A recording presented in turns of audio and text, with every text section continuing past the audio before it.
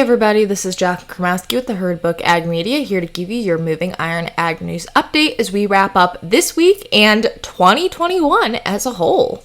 Beginning with our political news, the Department of Agriculture is planning on shaking up how they do the Census of Agriculture and are going to be testing what they call the Respondent Portal in 2022. This respondent portal, which is going to have 15,000 producers from across different segments of the agriculture industry taking part to report their data from last year, which will be curated to represent, a variety of farms and agricultural practices. Then, participants are going to take a questionnaire that is going to be aimed at improving this reporting experience as reported by successful farming.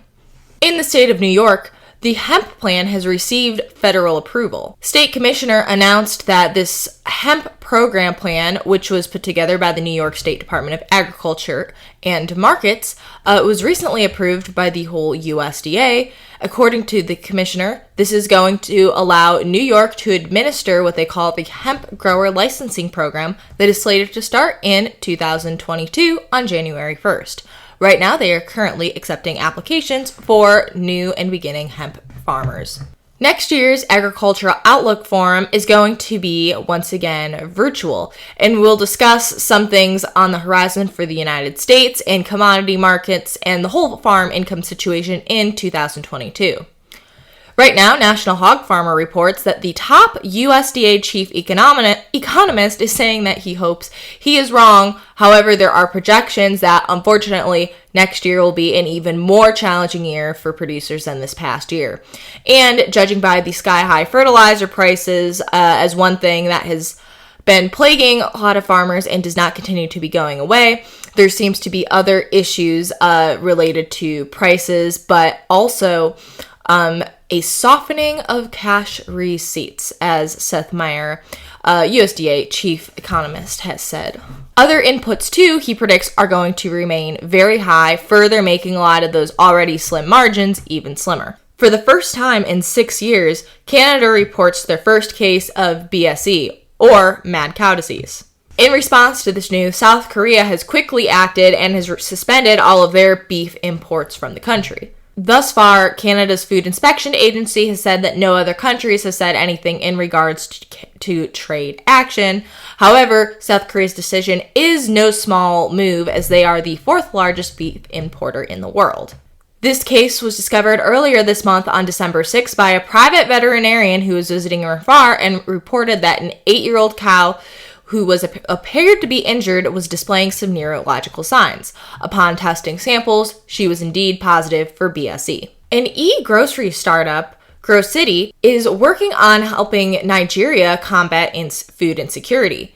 Recently, Nigerian consumers have found that their food staples have shot up from 15 to 25%, according to AgFunder News, which has put more pressure on everyday earners who are spending right now about half of their income on food. GrowCity says that their platform, which is a monthly subscription box full of staple items, saves their customers up to 20% on their monthly food purchases. And of course, remember, this is but one company of many who has really been capitalized and seen massive growth within the e-grocery and e-commerce market. Now, finally, moving on to our national news, ranchers in Kansas recently lost over 160,000 acres of land due to fires on December 15th caused and promoted by wild wind gusts.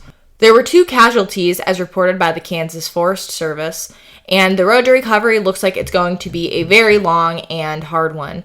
With the trend of more machinery dealers taking up more and more of the ag tech and data space, John Deere recently acquired AgriSync, which is a customer service program for agribusinesses and equipment dealers, who is now having a special Deere branded version that will cover ticketing and remote support services. All right, that should wrap you up for this week. I wish all of you a very happy new year and look forward to taking on 2022 with all of you.